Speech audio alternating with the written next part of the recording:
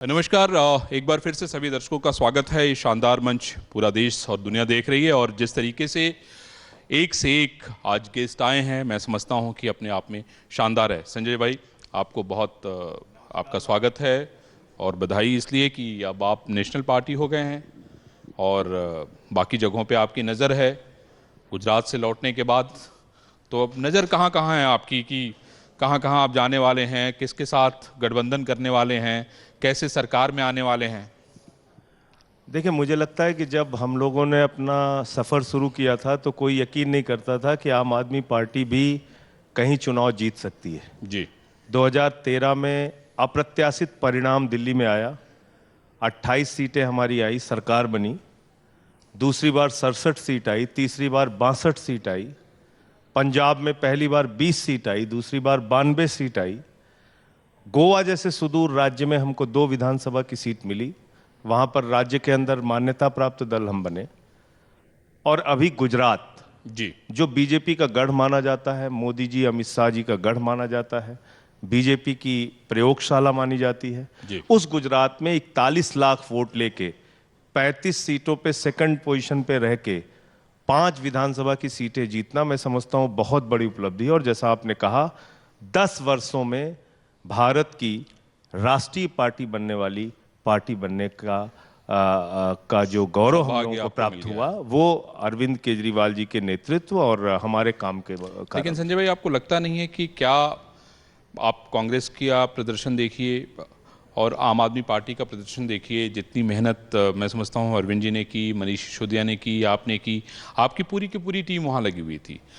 राजनीति जिस तरफ जा रही है ना, 2024 में लोकसभा का बहुत बड़ा चुनाव होने वाला है और आप लोग की नज़र भी उस पे है। दिल्ली पे तो अब आपने कब्जा कर लिया, एमसीडी भी आपके पास आ गया।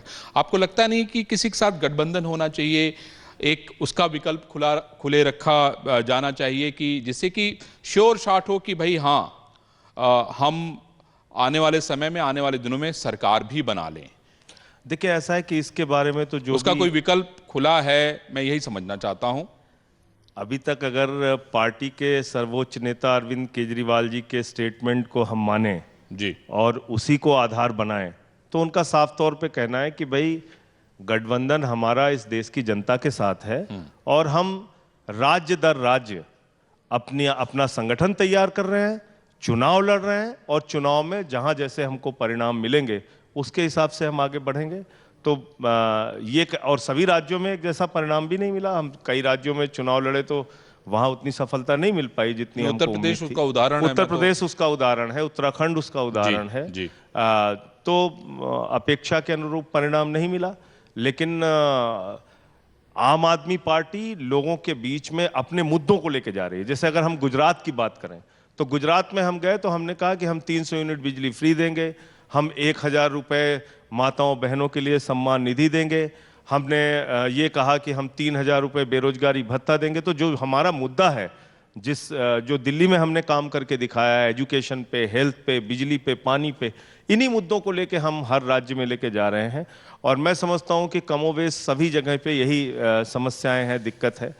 तो अभी हम आम आदमी पार्टी की बात अगर करें तो अपना मजबूत संगठन बनाने पे ध्यान केंद्रित कर रहे हैं और उसके हिसाब से चुनाव में जाने की हमारी रणनीति है।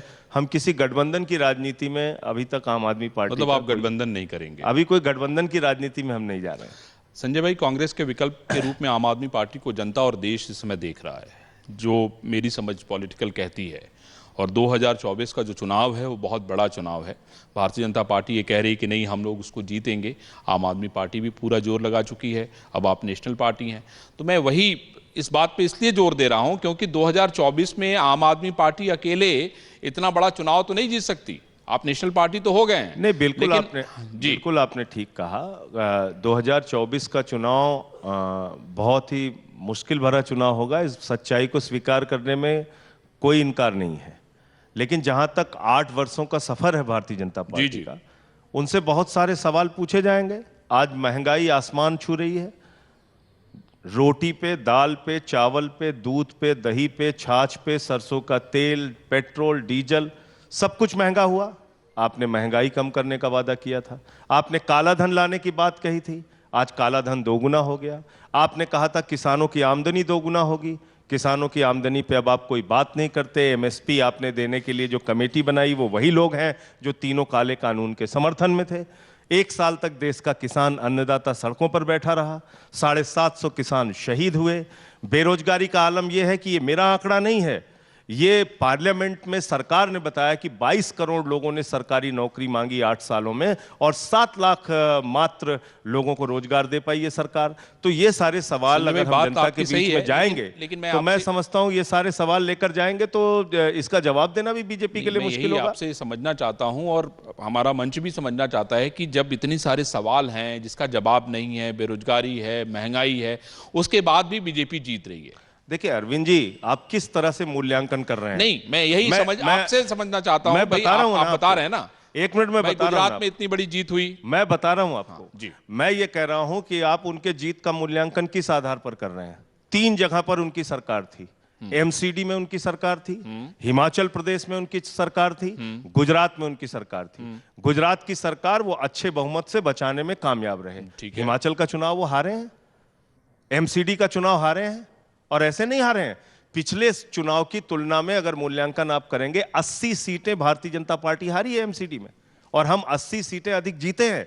तो अगर आप इस चुनाव 15 सालों से सत्ता में थे संजय भाई। इस चुनाव में अगर आप देखेंगे कि लूजर कौन रहा, तो लूजर तो भारतीय जनता पार्टी रही।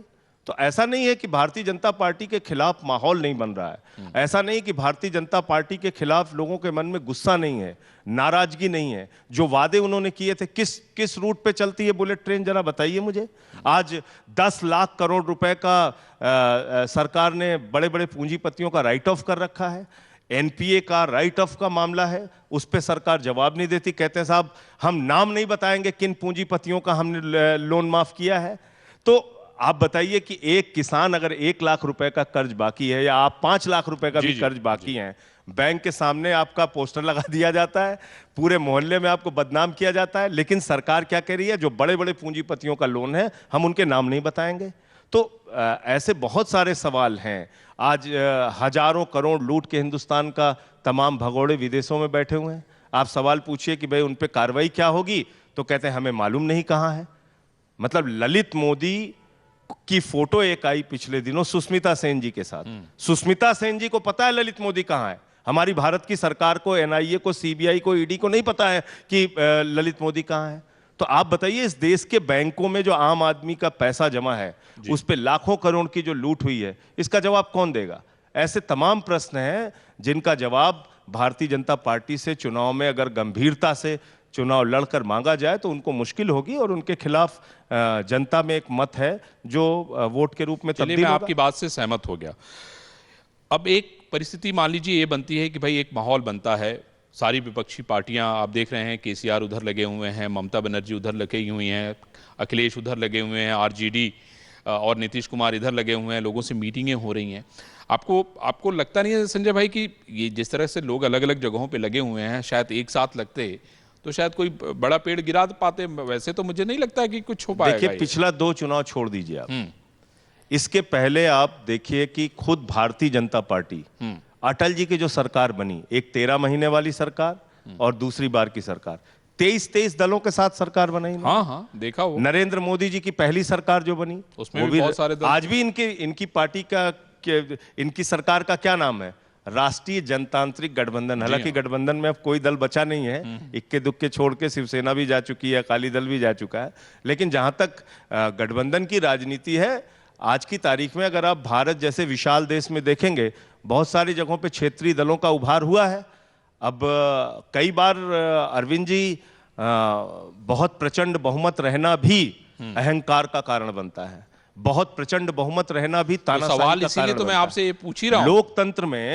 लोकतंत्र में अगर विपक्ष मजबूत नहीं रहेगा तो सरकार से सवाल पूछने वाला कौन बचेगा? ये सवाल मेरा इसीलिए है कि डॉक्टर भाई लोहिया ने एक जमाने में अकेले कहा आप था, बना लेते, डॉक्टर अगर लोहिया अकेले ने बना लेते तो जरूरत ही नहीं थी। भाई इनकी भी यही स्थिति थी, इनके जनतांत्रिक गठबंधन में इतने सारे लोग थे, अब इनको जरूरत नहीं है। देखिए डॉक्टर लोहिया ने एक जमाने में कहा था, सड़क खामोश हो गई तो संसद आवारा हो जाएगी।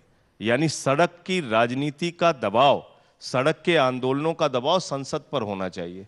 इसी तरीके से लोकतंत्र के अंदर आप अगर राज्य दर राज्य विपक्ष को खत्म करते जाएंगे, जो हमारी सरकार इस वक्त कर रही है, जी। आप बताइए 8 वर्षों में 7 सरकारें इन्होंने खरीद फरोख्त करके बनाई। तो भारतीय जनता पार्टी आज की तारीख में विधायकों की खरीद फरोख्त का एक संगठन बन गया है।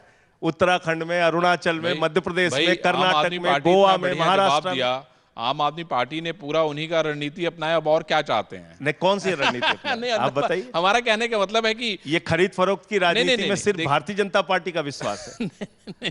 खरीद फरोख्त की राजनीति कर करके उन्होंने 7 सरकारें देश के अंदर गिराई और बनाई। ये लोकतंत्र है। इस तरह की डेमोक्रेसी को आप डेमोक्रेसी कहेंगे? तो ये मैं तो देखिए राजनीति को बहुत नजदीक से, आप आम आदमी पार्टी की भी, भाई हम लोग तो संघर्ष के समय से जानते हैं एक दूसरे को। जिस तरीके से आपका, मैं अभी पार्लियामेंट का भाषण सुन रहा था, आपने उसमें ईडी, सीबीआई, डीआरआई, आपके ऊपर तो उत्तर प्रदेश पुलिस, दिल्ली पुलिस, कहाँ कहाँ की पुलिस सब लगी हुई है ना? और आपको लगता है कि सारे लोग भेज दिए जा रहे हैं। देखिए, मैं आंकड़ों के साथ आपको बताना हाँ, नहीं वही बताइए। 8 वर्षों में 3010 छापेमारी की ईडी ने। राजनेताओं पर भी की, विपक्ष के नेताओं पर भी की, कुछ पूंजीपतियों पे भी की। और उनका कन्विक्शन रेट मालूम है आपको? मात्र 23 लोगों को उन्होंने, ऐसे लोगों को 23 लोगों को 3000 में से आरोप सिद्ध कर पाए वो। इसका मतलब बाकी मामले झूठे हैं। 23 मामलों में आप आरोप सिद्ध कर पाए। आप विपक्ष के लोगों को सिर्फ बदनाम करने के लिए उनके यहां छापेमारी करते हैं, घंटों घंटे उनके परिवार वालों को परेशान करते हैं, ऐसी मीडिया में खबर बनाते हैं कि ये तो वहां भ्रष्टाचारी हैं। क्या हुआ संजय रावत के केस में? 100 दिन के जेल में रहने के बाद एक राज्यसभा के सांसद निकल के आते हैं तो कोर्ट कहता है कि साहब इनके खिलाफ तो कोई साक्ष्य ही नहीं है। ये हो रहा है। मनीष सिसोदिया के घर पे अरविंद जी 14 घंटे तक छापेमारी चली सीबीआई की। उसके बाद उनके गांव में छापेमारी करने चले गए। उसके बाद बैंक का लॉकर चेक करने चले गए। क्या निकला? कुछ नहीं, चार्जशीट में नाम तक नहीं है। सत्येंद्र जैन पे मैं आपको बता रहा हूं, सत्येंद्र जैन पे सीबीआई के एक नहीं, 2 3 मामले चले। एक मामले की 3 साल तक जांच चली और उसके बाद कह दिया कोई साक्ष्य नहीं इनके खिलाफ। एक मामले में कोर्ट ने पूछा भाई साक्ष्य क्या है, तो सरकार ने कहा हमें ये जज मंजूर नहीं है, जज बदलिए। आपने सुना है आज तक कभी? ऐसा पहला उदाहरण भारत के इतिहास में आपको मिलेगा जिसमें जज को बदलने के लिए, क्योंकि जज पूछ रहा था इनके खिलाफ साक्ष्य क्या है, उन्होंने कह दिया साहब जज बदल दिया जाए, और जज बदल गया। वहां से फिर अभी तक उनको जमानत नहीं मिली। कल मनोज तिवारी जी आए थे मंच में, उन्होंने कहा था कि भाई सत्येंद्र जैन जी जेल में सारे कागजात देख रहे हैं, उसकी समीक्षा कर रहे हैं, उसकी नोटिंग करा रहे हैं, और कोर्ट में आते हैं और कहते हैं कि मेरी याददाश्त चली गई। देखिए ऐसा है, जेल में कौन कौन क्या क्या करता है, अगर भारतीय जनता पार्टी के नेताओं का इतिहास बताने लगेंगे तो बात बहुत दूर तक जाएगी।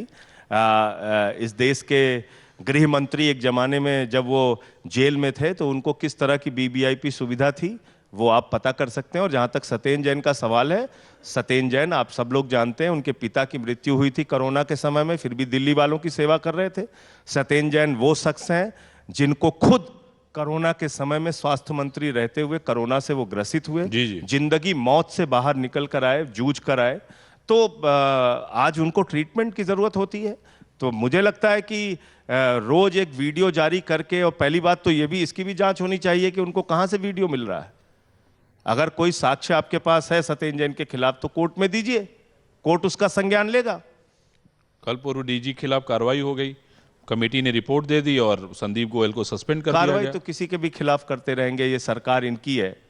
दिल्ली के अंदर क्या करते हैं, रोज एक लव लेटर लिखते हैं एलजी साहब, रोज एक लव लेटर लिख देते हैं। अब वैलेंटाइन डे आ रहा है, तब तक पता नहीं कितने लव लेटर लिखेंगे। रोज एक लव लेटर। भाई ये तो प्रेम का मतलब आप समझ लीजिए ऐसा प्रेम है उनका, अरविंद जी, कि मतलब वो हर चीज में, अगर हम मुस्कुरा रहे हैं तो आप ज्यादा मुस्कुराए क्यों, हंस रहे हैं तो इसकी जांच होनी चाहिए कि हंसे क्यों, बुखार हो गया तो बुखार क्यों हुआ, रोए तो रोए क्यों। मतलब वो इस तरह की जांचें कर रहे हैं, तर्क भी दे रहे हैं ना, कह रहे हैं कि भाई ऐसे। आप सोचिए, एक उन्होंने जांच लगा दी कि साहब बसों की खरीद फरोख्त में भ्रष्टाचार कर लिया दिल्ली की सरकार ने। तो बाद में हमने पूछा भैया कहां से कितनी बसें खरीदी गई, पता चला बस खरीदी ही नहीं गई और भ्रष्टाचार हो गया। तो हवाई भ्रष्टाचार, अगर नहीं, अभी उन्होंने एक और चिट्ठी लिखी है जिसमें 97 करोड़ रुपया कहा है कि आप जमा कराइए, आप लोगों ने विज्ञापन में खर्चा कर दिया। बताइए, ऐसे तो हजारों करोड़ रुपए मोदी जी से जमा कराने पड़ेंगे उनको। अगर विज्ञापन सरकारी देना जी नहीं, अपराध वो तो, है, वो तो दूसरे मत का पैसा था। अगर सरकारी विज्ञापन देना अपराध है तो योगी जी पे भी कई मुकदमा चल जाएगा और मोदी जी पे भी कई मुकदमा चल जाएगा और कई राज्य सरकारों पे मुकदमा चल जाएगा। नहीं, वो कह रहे हैं आप विज्ञापन दीजिए, लेकिन सवाल है कि खरीदना हमें कुर्सी है और हम कुछ और कर दें तो फिर तो। देखिए ऐसा है कि सिर्फ एक बदनाम करने की कोशिश लगातार, अगर आप सोचिए, आज पंजाब की सरकार के बारे में एक नेगेटिव खबरें चलाते रहते हैं। भगवंत मान जी की सरकार बनने के बाद जी 25,000 से ज्यादा नौकरियां देने का काम उस सरकार ने किया, मोहल्ला क्लिनिक खोलने का काम उस सरकार ने किया, 300 यूनिट बिजली फ्री देने का काम भगवंत मान जी की सरकार ने किया, जिसके कारण से 63 लाख लोगों का बिजली का बिल जीरो आया अरविंद जी पंजाब के अंदर। तो ये तो और कह रहे हैं कि बावजूद इसके आप मुफ्त खोरी को बढ़ावा अच्छा, देने लॉ के एंड लिए आप ऑर्डर। लोग पूरे देश में चर्चित हो अभी गए हो, ये इसको- कहना इसका चाह इसका रहे हैं। जवाब देता हूं, जी, पहले सुन लीजिए। जी। लॉ एंड ऑर्डर के मामले में एक लिस्ट निकली है, उसमें 20वें नंबर पे आसाम है, 15वें नंबर पे हरियाणा है, 18वें नंबर पे मध्य प्रदेश है, जी 7वें नंबर पर इनका ही शासित एक और कर्नाटक का राज्य है, पंजाब दूसरे नंबर पे है अपराधों के मामले में। लेकिन ऐसा वातावरण बनाया जा रहा है कि पता नहीं कितना बड़ा अपराध, बस आम आदमी पार्टी के आने के बाद बिल्कुल चारों तरफ अपराध ही अपराध हो रहा है। अब आ जाइए रेवड़ी की बात। ये कहते हैं साहब मुफ्त की रेवड़ी, मुफ्त की रेवड़ी। अर्थव्यवस्था को देखने का दो नजरिया है। जी जी एक तो ये कि जनता का टैक्स का पैसा जो सरकार के खजाने में जाए, वो पैसा आप उठाइए और चंद पूंजीपति मित्रों को बांटिए और वो देश का पैसा लूट के हिंदुस्तान छोड़ के भाग जाए और विदेशों की नागरिकता लेके, उस देश से आपकी प्रत्यर्पण संधि नहीं है तो आराम से वहां पर मौज करें। एक अर्थव्यवस्था ये है जो हमारी भारत की सरकार कर रही है। 11 लाख करोड़ रुपए का उन्होंने राइट ऑफ किया है और बहुत अभी पार्लियामेंट में जवाब दिया है, 5 वर्षों में मात्र राइट ऑफ किए गए लोन से मात्र 10% वो वसूली कर पाए हैं। ये एक तो हकीकत है कि चंद लोगों को आप मजबूत बना रहे हैं। और 10 लाख करोड़ रुपए उसका आंकड़ा सदन के अंदर रखा गया, पूरे उत्तर प्रदेश के बजट का 2 गुना बजट, 24 करोड़ की आबादी वाले प्रदेश का 2 गुना बजट, इतना पैसा चंद लोग लेके भाग गए। एक अर्थव्यवस्था का मॉडल यह है। दूसरी अर्थव्यवस्था का मॉडल है अरविंद केजरीवाल का मॉडल, मनीष सिसोदिया का मॉडल। जब हम लोग यहां दिल्ली में सरकार में आए तो हमारा 30,000 करोड़ का बजट था, आज 70,000 करोड़ रुपए का बजट है। हमने अपना बजट भी बढ़ाया, बिजली फ्री दी, पानी फ्री दिया, शिक्षा फ्री दी, स्वास्थ्य फ्री दिया, बुजुर्गों को तीर्थ यात्रा कराई, माताओं बहनों के लिए बस की यात्रा फ्री की, बावजूद इसके मुनाफे का बजट दिया। और पूरे देश की महंगाई का दर अरविंद जी निकला था तो उसमें दिल्ली की महंगाई का दर पूरे देश में सबसे कम है। आप बताइए, आप कौन सी मुफ्त की रेवड़ी हम दे रहे हैं? किसको दे रहे हैं? आप मुफ्त की आम रेवड़ी- आदमी को। सुन लीजिए, जी जी आम आदमी को ये मुफ्त की रेवड़ी दे रहे हैं, उससे उसके जेब में पैसा जा रहा है। जो पैसा जेब में जा रहा है वो बाजार की अर्थव्यवस्था में उसको खर्च कर रहा है। वो मनी ब्लॉक नहीं हो रही है, वो मनी काला धन के रूप में चंद लोगों के पास नहीं है, वो मनी स्विट्जरलैंड की बैंक में नहीं जमा है, वो आम आदमी के जेब में पहुंचती है राहत के तौर पे और वो बाजार की अर्थव्यवस्था में उसको खर्च करता है। ये हमारे अर्थव्यवस्था का मॉडल है। ये अरविंद केजरीवाल की इकोनॉमिक्स उस पे उनका एक इसको समझना चाहिए मोदी। नहीं एकदम समझ रहे हैं, मैं तो समझता हूं। रेवड़ी रेवड़ी कह के आप अपने पूंजीपति मित्रों को रेवड़ी बांटते हैं। देखिए ऐसा है, ये तो अरविंद जी, ये बीजेपी का आरोप है। नहीं मैं उन्हीं की बीजेपी का ही कह रहा हूं। मैं बीजेपी की आरोप की बात कर रहा हूं। आप मुझे बताइए, एक व्यक्ति जो इस देश के सबसे शक्तिशाली अमीर हैं और दुनिया के दूसरे नंबर के अमीर हैं, उनकी 2014 के पहले कितनी संपत्ति थी मालूम है? 37,000 करोड़। 2018 में हुई 59,000 करोड़। 2020 में हुई 2.5 लाख करोड़। 2022 में जब कोरोना से पूरी दुनिया मर रही थी, उस समय उनकी संपत्ति हो गई 13.5 लाख करोड़। एक व्यक्ति को अमीर बनाने के लिए आप देश की अर्थव्यवस्था चलाएंगे, वो अर्थव्यवस्था ठीक है, या अगर आप करोड़ों लोगों को राहत दे रहे हैं वो अर्थव्यवस्था ठीक है? संजय भाई, मुझे बस अब रैपिड फायर कर लेते हैं जरा हम लोग। ये बताइए कि अब अगली तैयारी किस राज्य की है आपकी? देखिए, बहुत सारे राज्यों में आने वाले दिनों में चुनाव है। मैं समझता हूं कि उसके बारे में पार्टी ही निर्णय लेगी, लेकिन मध्य प्रदेश, राजस्थान और छत्तीसगढ़ का चुनाव है जिसके बारे में पार्टी निर्णय लेगी कि कहां हमें आप लोग लड़ेंगे पूरा फोकस अभी इसके बारे में अंतिम निर्णय पार्टी का शीर्ष नेतृत्व लेगा। लेकिन चुनाव अगर आप कहेंगे तो इन्हीं राज्यों में आने वाले दिनों में है। कर्नाटक भी है और बीएमसी का भी चुनाव है। उत्तर प्रदेश में नगरपालिका का चुनाव है।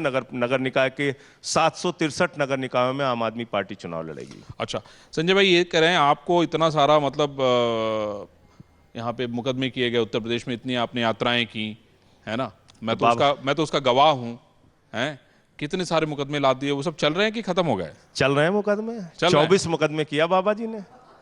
हाँ। 24 मुकदमे किया मेरे ऊपर, देशद्रोह का भी मुकदमा लगा दिया, एक दिन में 9 FIR की अरविंद जी मेरे ऊपर उन्होंने।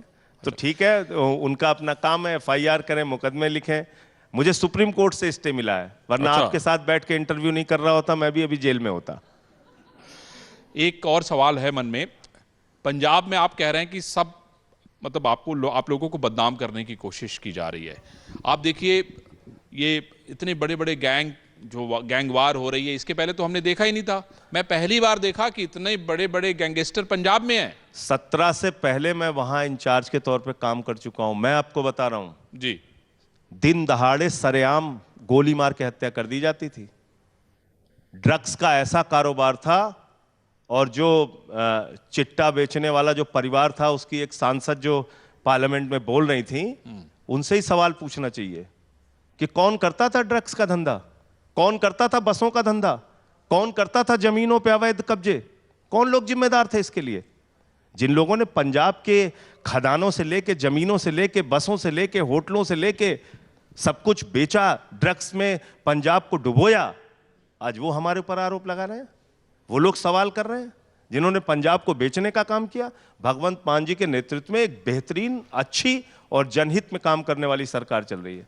ऐसे बदनाम करने से कुछ नहीं होने वाला। मैंने तो आपको आंकड़े दे दिए। नहीं, वो तो मैंने सुन लिए, लेकिन इसके पहले मैंने आपको आंकड़े दे दिया। अपराध इसके पहले ना मैंने देखा था, अपराध के मामले में अरविंद जी दूसरे नंबर पे है पंजाब, अगर आप अपराध नियंत्रण का आंकड़ा निकालें। खाली ये सब साजिश है, मतलब इसमें कुछ दम नहीं है। नहीं, मैं कह रहा हूं हमारी सरकार काम कर रही है।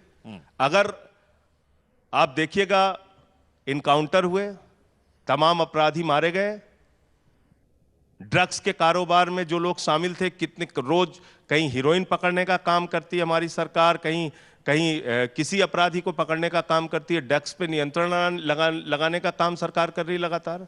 तो मैंने फिर आपको कहा जी कि हमको काम करने का मौका मिला है, बेहतरीन काम करके पंजाब में भी दिखा रहे हैं। 3 बार से दिल्ली में अरविंद केजरीवाल जी के नेतृत्व में हम लोग काम करके दिखा रहे हैं। ऐसे आरोप प्रत्यारोप से कुछ होने वाला नहीं है। जो काम है वो जो पंजाब की जनता भी देख रही है, उससे लोग लाभान्वित हो रहे हैं। संजय भाई, एमसीडी का आपका मेयर तय हो गया कि अभी भी बीजेपी? एमसीडी का मेयर तय हो गया। तय हो गया? आज उसका अनाउंसमेंट भी हो गया। डॉक्टर शैली ओबराय करके हैं, उनको। अच्छा, वो तय कर दिया आप लोगों ने? उसमें कोई झंझट नहीं है ना? नहीं, कोई झंझट नहीं। क्या पता? अब तो पता चल रहा है कि खुद ही भारतीय जनता पार्टी ने बहिष्कार करने की बात कही। अच्छा, चलिए। तो मैंने तो पार्लियामेंट में वन्य जीव संरक्षण पे बहस चल रही थी, तो मैंने कहा यहाँ मान्यवर इंसानी जीव संरक्षण का खतरा है। तो एमसीडी के जो हमारे पार्षद थे, आप सोचिए कि एक पार्टी जो पिछले चुनाव के मुकाबले 80 सीटें हार चुकी है, जी। एक पार्टी जो हमसे इस चुनाव में 31 सीट पीछे है, वो कह रही है मेयर हमारा ही होगा। 3 दिन तक सब सारे मीडिया हमसे सवाल पूछ रहे थे। सवाल ही मैंने पूछा। 31 सीट ज्यादा जीतने के बाद भी हमसे सवाल पूछ रहे थे। वो लोग तो कह रहे हैं मेयर हमारा ही होगा। अरे इसका क्या मतलब है?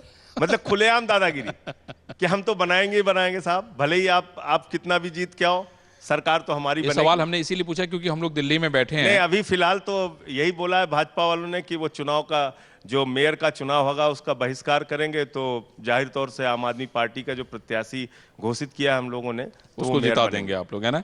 चलिए संजय भाई, बड़ा शानदार सेशन रहा आपके साथ। हम उम्मीद करेंगे कि अगली सरकार हम आपकी जल्द देखेंगे। नमस्कार। 4 करोड़ लोग पूरे देश और दुनिया भर में, इस मंच को 4 करोड़ लोगों ने अभी तक देखा है। और सबको बहुत शुभकामनाएं नए वर्ष की। नया वर्ष मंगलमय हो इंडिया न्यूज परिवार के लिए और आपके दर्शकों के लिए। और मैं ये बता दूं कि ये शानदार मंच का जो ये क्रम है वो जारी है, और जिस तरीके से लोगों का प्यार मिला है पूरे देश और दुनिया भर से, ये अपने आप में काबिले तारीफ है। ये मंच ऐसे ही जारी रहेगा। आप सभी लोग देखते रहिए इंडिया न्यूज।